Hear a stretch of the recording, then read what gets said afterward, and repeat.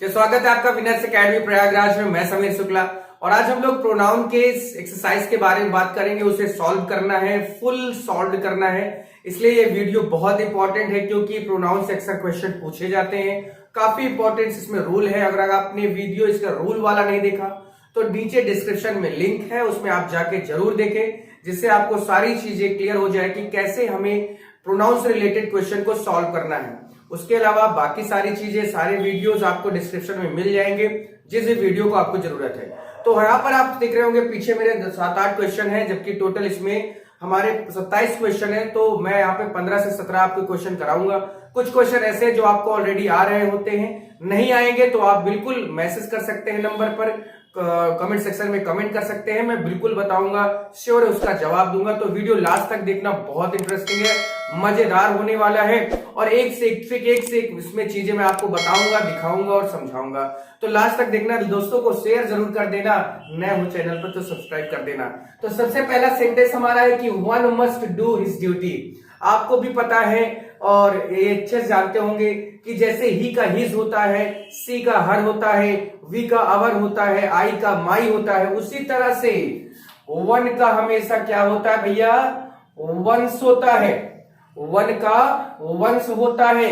एक कंडीशन में हिज हो सकता था, सिर्फ कंडीशन क्या होती कि अगर एवरी लिखा होता, एवरीवन लिखा होता तो हम यहां पर हिज चला सकते थे, लग सकते थे, कोई दिक्कत नहीं थी। क्योंकि वन केवल लिखा हुआ है तो वन के अकॉर्डिंग उसका जो पॉजेसिव एडजेक्टिव होता है वो वंस होता है। लेकिन एक कंडीशन में ये सही है, अगर यहां पर एवरीबॉडी या एवरीवन लिखा होता तो हम यहां पर हिज का प्रयोग कर देते, कोई दिक्कत नहीं थी। ऐसी इंटरेस्टिंग जानकारी आपको लेनी है तो वीडियो लास्ट तक देखना है, मजेदार होगा।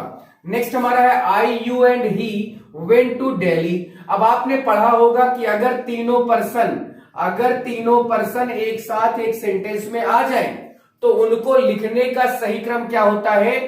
2, 3, 1 यानी 231 का होता है। अब 2 का मतलब यहां हमारा कौन सा पर्सन है? Second person.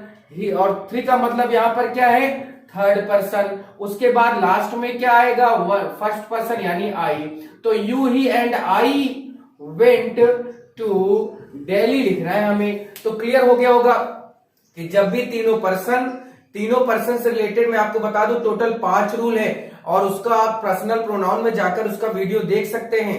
प्रोनाउन के 5 वीडियो बने हुए हैं, आप उसको जाइए तुरंत देखिए, जिससे ये सारी चीजें हमें क्लियर हो जाए कि तीनों पर्सन एक साथ आते हैं तो क्या लगाते हैं, 2 पर्सन आया तो क्या यूज करेंगे, तीनों पर्सन अगर आते हैं उनसे बैड सेंस होता है तो क्या यूज करते हैं, तीनों पर्सन अगर आते हैं और प्लूरल में है तो क्या नंबर रखते हैं। तो एक इनका क्रम बनता है, लेकिन कंडीशन के अकॉर्डिंग ये चेंज होते रहते हैं। तो यहां पर 1 2 3 का सेंस दे रहा था, लेकिन आपको 231 का क्रम रखना है। नेक्स्ट है it being a very cold day I could not go out.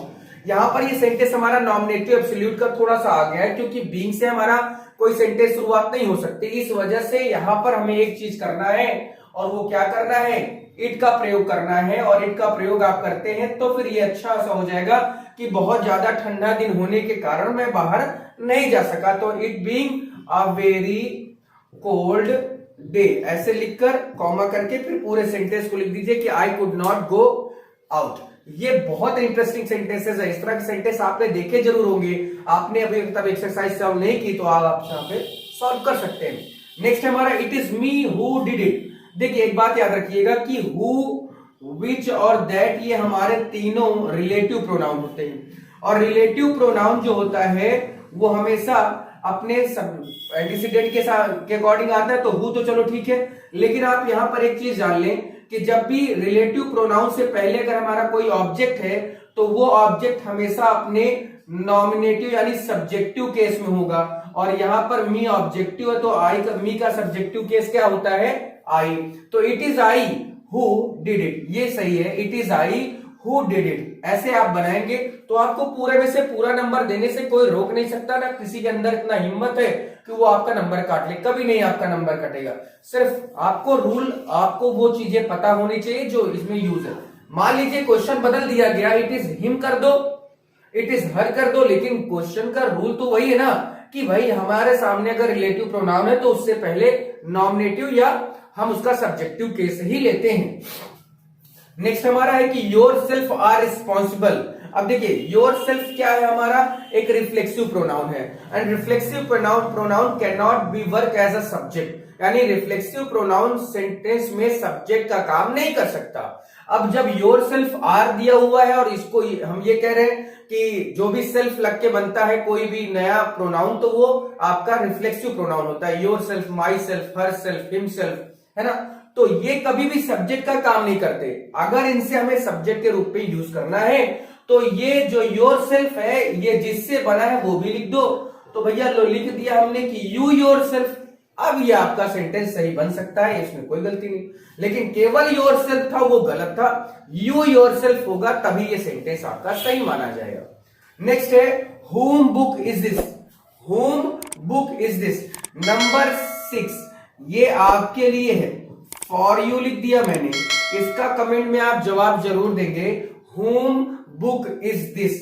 कोई दिक्कत नहीं होगी, आप आराम से इसको समझ सकते हैं। कमेंट सेक्शन में जाएं, आप उसका जवाब दे, नहीं आएगा तो फिर तो मैं बताऊंगा ही। बहुत आसान है, होम बुक इज दिस किसकी बुक है, कैसी बुक है, वो आपको बताना है, देखना है। नेक्स्ट हमारा कि लेट यू एंड आई। एक बात याद रखना कि लेट के बाद हमेशा ऑब्जेक्ट आता है। तो भाई चलो यू तो हमारा सब्जेक्टिव केस भी होता है और ऑब्जेक्टिव भी केस होता है, चलो यू को हमने मान लिया, लेकिन एंड लगकर दूसरा सब्जेक्ट जोड़ा जा रहा है वो है आई। तो आई तो यू नहीं, आई तो नहीं हो सकता ना। आई का ऑब्जेक्टिव केस क्या होता है, मी। तो let you and me go there. अब ये समझ में आ गया।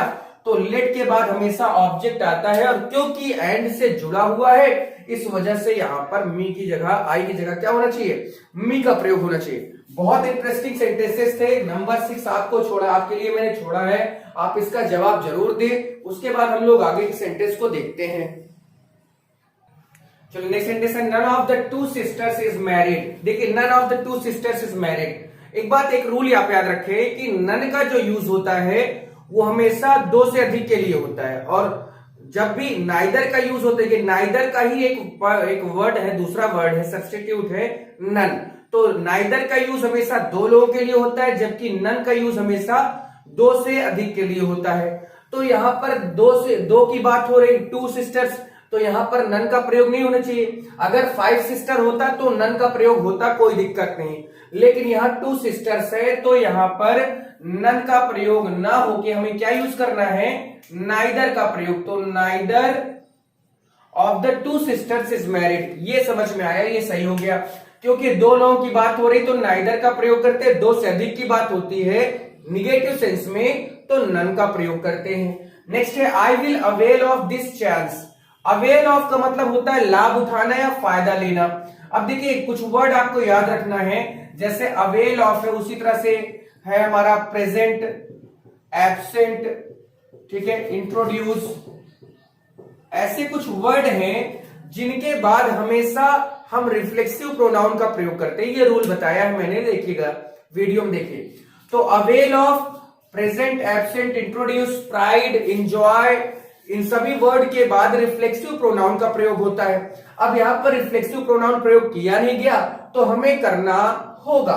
तो आई विल, जैसे यहां पर क्या होगा कि आई will avail of myself this opportunity, this chance, या इसको आप कह सकते हैं आई माई सेल्फ। यहां पर अगर इसको बनाना चाहते हैं क्या इसके बाद होगा, तो I will avail of myself this chance. यहां पर इसको ऐसे कर सकते हैं, अवेल ऑफ के बाद यहां पर जो वर्ड होगा वो होगा माई सेल्फ। तो I will avail of myself this chance, या इसको I myself avail of this chance कर सकते हैं, लेकिन अवेल ऑफ के बाद ही लगता है तो आई माई सेल्फ तो कर नहीं सकते। इस वजह से आप इसको ऐसे रखें कि आई will avail of myself this chance, यानी मैं इस चांस का फायदा खुद उठा लूंगा।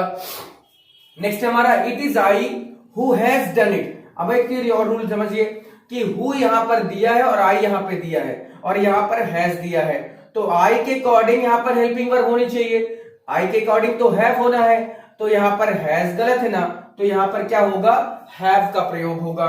नेक्स्ट हमारा he is one of those people who knows everything. बहुत इंटरेस्टिंग सेंटेंस, बहुत गजब का है, अच्छे अच्छे लोग इसमें फंस जाते हैं, लेकिन आपको नहीं फंसने दूंगा, आप इसको ध्यान से देखने, ठीक है। ही is one of those people.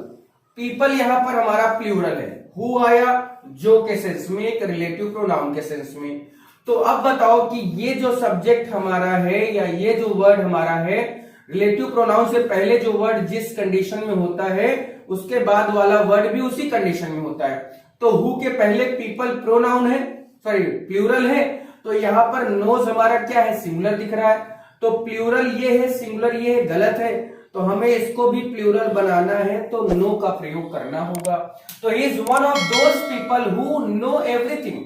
Knows नहीं यूज करना, क्योंकि पीपल हु के पहले ये जो पीपल है ये प्रोनाउन, ये हमारा प्लूरल में है। इसी तरह से हु के बाद जो वर्ड होगा वो भी हमारा प्लूरल ही होगा। नेक्स्ट है हुज डिड यू पनिश। देखिए हु, हुम और हुज। हु का मतलब जो, हुज का मतलब जिसे, और हुम का जो मतलब होता है जिसे, और हुज का मतलब होता है जिसको। तो यहाँ पर या कौन किसका, किसको भी ऐसे कह सकते हैं। तो हु माने कौन, हुज माने किसका, और हुज माने किसे। तो यहाँ पर हुज डिड यू पनिश यहाँ पर है कि किसने तुम्हें मारा। तो किसने के लिए हुम का, तो हुज का तो यूज होता नहीं है, इसकी जगह पर क्या होना चाहिए, हुम का प्रयोग होना चाहिए। तो हुम डिड यू पनिश, तुम्हें किसने मारा, यहां पर ऐसे वर्ड बनेगा। I who are your friend, I who are your friend will help you. अब देखिए आई के हिसाब से हु यहां है, और हु के बाद यहां पर क्या होना चाहिए, एम होना चाहिए आर की जगह पर एम, क्योंकि आई के साथ यहां पर हमने देखा कि आई के हिसाब से हैव लग रहा है, उसी तरह से आई के हिसाब से एम लगना चाहिए था। आर का तो यूज होना ही नहीं है। तो I who am your friend will help you, यानी मैं ही, वो जो तुम्हारा दोस्त है वही तुम्हारी मदद करेगा, यानी मैं। We enjoyed in the fair, ये देखिए वर्ड आया। तो प्रेजेंट, एब्सेंट, इंट्रोड्यूस, अवेल के अलावा इंजॉयड वर्ड भी ऐसा है जिसके बाद हम रिफ्लेक्सिव प्रोनाउन का प्रयोग करते हैं। तो वी इंजॉयड आवर सेल्व्स होना चाहिए ना, यहां पर आवर सेल्व्स SELVES होगा, सेल्फ नहीं होता, क्योंकि प्लूरल में सेल्व्स लगता है। जैसे हमने बात की कि वी का आवर और उसमें सेल्व्स SELVES, उसी तरह से दे का होता है देम सेल्व्स होता है, SELVES सेल्व्स होता है। ठीक है, तो इस तरह से याद रखना है कि इंजॉयड हो गया, अवेल हो गया, प्रेजेंट, एब्सेंट, इंट्रोड्यूस, इनके बाद हमेशा रिफ्लेक्सिव प्रोनाउन का प्रयोग किया जाता है। नेक्स्ट है ही एंड माई सेल्फ। फिर बातें वही आई कि भाई सब्जेक्ट हमारा ही है और माई सेल्फ भी हमारा सब्जेक्ट का ही काम कर रहा है एंड से जुड़कर। तो ये हमारा शब्द जो रिफ्लेक्सिव प्रोनाउन होता है वो सब्जेक्ट का तो काम कर ही नहीं सकता। अब जब सब्जेक्ट का काम नहीं कर सकता है तो इसके लिए क्या रखना होगा, माई सेल्फ नहीं हटाओ, बस इसको आप ऐसे कर सकते हैं कि he and I myself, he and I myself took dinner, यानी उसने और मैंने खुद ने डिनर किया या मैंने खाना खा लिया। तो मैं खुद खाना खाया और उसने खाना खाया, तो ही एंड माई सेल्फ नहीं, he and I myself took dinner, ये होगा। नेक्स्ट हमारा neither of the boys, neither of the 5 boys होना चाहिए, नाइदर ऑफ द 5 बॉयज। अब देखिए जब हम लोगों ने बात की कि नाइदर हमेशा 2 लोगों के लिए आता है, जबकि 5 नंबर दिया है तो 5 के लिए नाइदर का तो प्रयोग नहीं होगा ना। 5 के लिए क्या होगा कि none of the 5 boys, none of the 5 boys, ठीक है, आर गुड, यानी 5 में से कोनो सही नहीं है। ठीक है, तो ये सेंटेंस थे, बहुत इंपॉर्टेंट सेंटेंस थे। I hope and I wish कि आपको ये समझ में आया होगा, ये क्लियर हो गया होगा। देखिए ये सारी चीजें हमारे प्रैक्टिस पर डिपेंड करती हैं, जितना हम प्रैक्टिस करते जाएंगे, क्योंकि इस समय आपके ऊपर प्रेशर होगा, महीने भर बाद ही आपका एग्जाम होना है। अभी मान लीजिए आज 12 तारीख है, 12 और 12 10 22, यानी आपके पास समझिए कि 43 44 या 45 दिन बचे हुए। 45 दिन में अगर आप एक बार ढंग से इंग्लिश पढ़ लेंगे ना, तो मैं कहता हूं, गारंटी लेता हूं कि आपको कोई इंग्लिश में फेल नहीं कर सकता। और जो बंदा पहले से पढ़ रहा है, मैं उसकी गारंटी लेता हूं कि वो 90 प्लस जाएगा, उसको भी कोई रोक नहीं सकता। तो मेहनत आप जरूर आपको करनी होगी, हम आपके साथ है पूरी तरह से, बिल्कुल पूरी तरह से साथ है। जो आप मेरे से डिमांड करते हैं, जो आपको चाहिए वो मुझे बताएं, मैं उसको पूरा करूंगा एट एनी कॉस्ट। लेकिन यहां पर बात इतनी नहीं कि मैं ही पूरा करूं। देखिए एक जो डायरेक्टर होता है वो अपने एक्टर से उस काम को करने के लिए कहता है, तभी एक्टर एक्टिंग करके उसको पूरा करता है। तो यही मान लो कि भाई हम डायरेक्टर हैं, हम तुम्हें कह रहे हैं कि भैया ये काम करो, अगर ये काम करते हो, देखो मूवी में डायरेक्टर अगर एक्टर से कहे कि भाई तुम्हें ये काम करना है, उसने अच्छा काम किया, मूवी हिट होती है, पैसे मिलते हैं ना। उसी तरह से अगर मैं आपका डायरेक्टर हूं, मैं आपसे कह रहा हूं कि भैया तुम एक्टर हो, तुम्हें ये काम करना है, एक्ट से ही एक्टर बना हुआ है, तुम्हें ये काम करना है, अगर आपने अच्छे से मेहनत करके उस काम को कर लिया तो आपका रिजल्ट भी अच्छा आ जाएगा। तो कहने का मतलब है कि ये सारी चीजें एक दूसरे की कॉम्प्लीमेंट है, एक दूसरे के पूरक है। मेहनत और रिजल्ट एक दूसरे के पूरक है। अगर आप अच्छी मेहनत करते हैं तो आपका अच्छा रिजल्ट आएगा, आप मेहनत नहीं करते हैं आपका रिजल्ट कभी अच्छा नहीं हो सकता। तो कॉम्प्लीमेंट का मतलब पूरक होता है, जो एक दूसरे को पूरा करता है।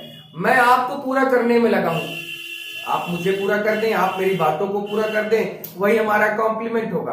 आप देखते होंगे कि एक मैच होता है, एक बैट्समैन होता है, एक रनर होता है।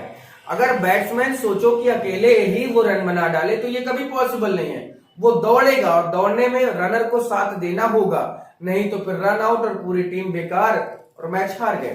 तो ये काम आपको नहीं करना है, बिल्कुल आपको पूरी मेहनत करनी, हमसे जो हो सकता है वो हम करेंगे, आपके लिए करेंगे, आपको कभी अकेला नहीं छोड़ सकते हैं, ये मेरा आपसे वादा है। तो thanks for watching this video, please share and if you are new to my channel then you can subscribe for live class और फॉर मोर वीडियो। ठीक है, फिर आज के लिए इतना ही, थैंक यू।